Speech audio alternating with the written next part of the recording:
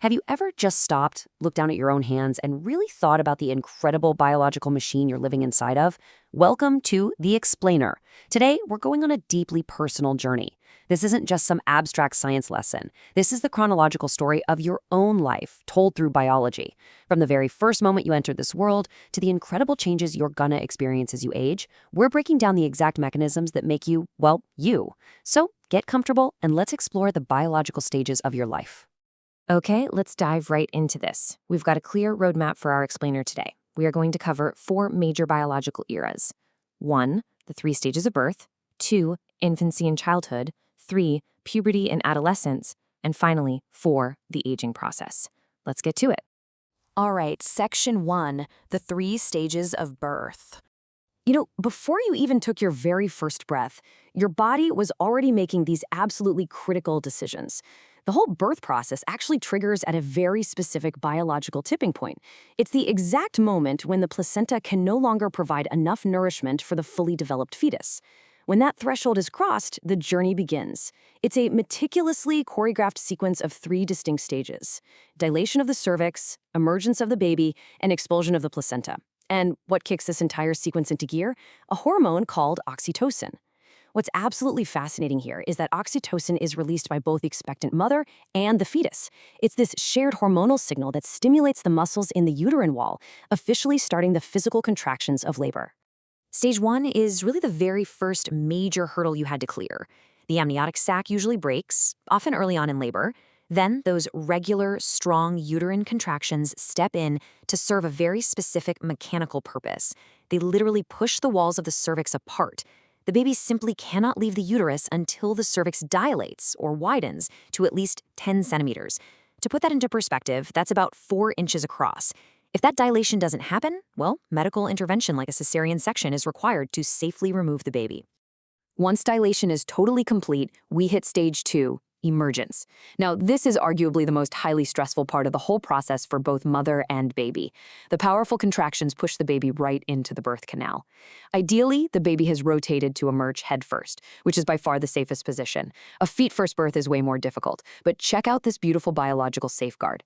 During this incredibly high-stress event, that same hormone, oxytocin, creates a massive surge in the mother's system. This sudden surge stimulates the mother's body to produce milk and drastically increases her desire to bond with her new infant. It literally ensures you'll be cared for the moment you arrive. Which brings us to the 3rd and final stage of birth, happening just shortly after you've made your grand entrance. As contractions continue, the placenta detaches from the uterine wall and is expelled, which also helps to constrict blood vessels and control the mother's bleeding. At this point, your umbilical cord is clamped and cut a few inches from your abdomen. That little remnant eventually dries up and falls away, leaving you with your very first biological scar, your belly button. It's a permanent, lifelong reminder of your physical connection to your mother. Moving right along to section 2, infancy and childhood. Okay, so you're out in the world, you're breathing air. Now, you need to grow. And just as hormones regulated your birth, they completely run the show for your physical development. This massive physical expansion is driven by human growth hormone, or HGH. Secreted by the pituitary gland, HGH pushes all of your body's cells to aggressively divide, especially your bone and skeletal muscle cells. When mapping out your early years, it's really a story of rapid biological stabilization. When you're a newborn, your homeostatic mechanisms, the systems that keep your body balanced, they are incredibly immature. A newborn's body temperature, heart rate, and breathing rate fluctuate wildly compared to older kids. Heck, even your kidneys aren't fully efficient yet, making you super vulnerable to dehydration. But as you move from infancy toward age 2 and then on to age 12, all those chaotic systems mature, stabilize, and transform you into a highly coordinated, resilient human being. Now, what's truly astounding here is the sheer scale of the growth you experienced in your first year alone. 10 inches. Most male and female infants grow an astonishing 25 centimeters, or 10 inches, by their very first birthday. On top of that, you typically triple your birth weight. It is an absolute explosion of biology. Your brain and nervous system are rapidly developing. Your vision improves so you can finally actually focus your eyes, and you're learning to coordinate your muscles to sit, stand, and eventually walk. But, of course, that chaotic, rapid pace just can't last forever. When comparing these phases, once you hit childhood, spanning from around age 2 to age 12, the physical growth rate really pumps the brakes. Instead of gaining massive size, you only grow about 3 inches and gain maybe 6 pounds a year. Why? Well, because your body's energy is shifting toward refinement. Childhood is when your nervous system matures enough for you to start mastering large motor skills like running and fine motor skills like writing. Mentally, your language and abstract reasoning abilities just absolutely blossom, and you start navigating complex emotions. You're basically going from building the machine to actually learning how to drive it. And just when you think you have it all figured out, biology throws a massive wrench into the gears. Section 3, Puberty and Adolescence. This notoriously tumultuous era is triggered internally when the pituitary gland starts releasing two very specific hormones, FSH and LH. This hormonal switch is what officially kicks off sexual maturity. Puberty usually hits girls between 10 and 14 and boys between 10 and 16, bringing this massive, unavoidable surge in testosterone and estrogen. And what does that mean physically? Yep, another massive growth spurt. You can shoot up anywhere from 2 to 6 inches in a single year.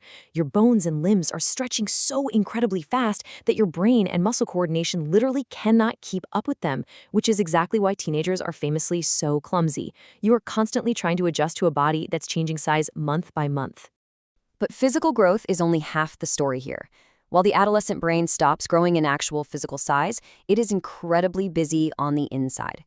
Your neural connections are undergoing a massive, fundamental rearrangement. Your brain is literally being rewired in preparation for adulthood. This profound internal rewiring is exactly why adolescence is marked by such rapid changes in reasoning abilities and really intense emotional shifts. You aren't just growing up physically, you are quite literally building an adult mind. Which finally brings us to Section 4, the aging process.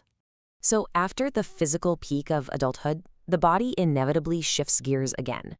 That incredible rate of cell division we had in our youth begins to gradually slow down. The crucial point here is understanding what exactly changes. Physiologically, we see a decline in overall immune function.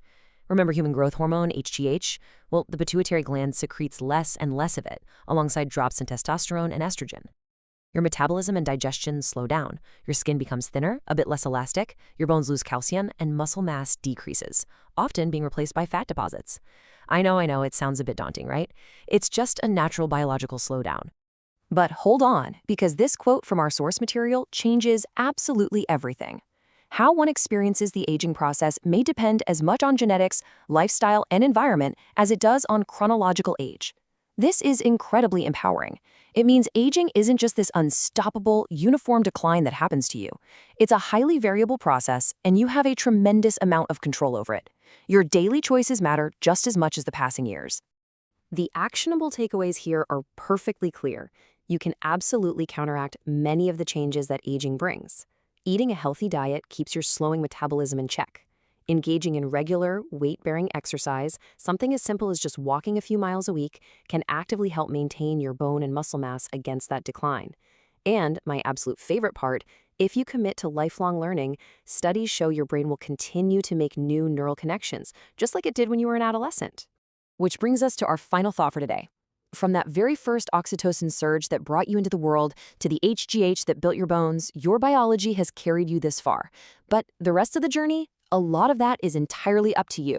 Whether you're walking to protect your bone mass or picking up a brand new skill to force your brain to build new neural pathways, you hold the reins. So, I want to leave you with this question to think about. How is your lifestyle rewiring your brain today?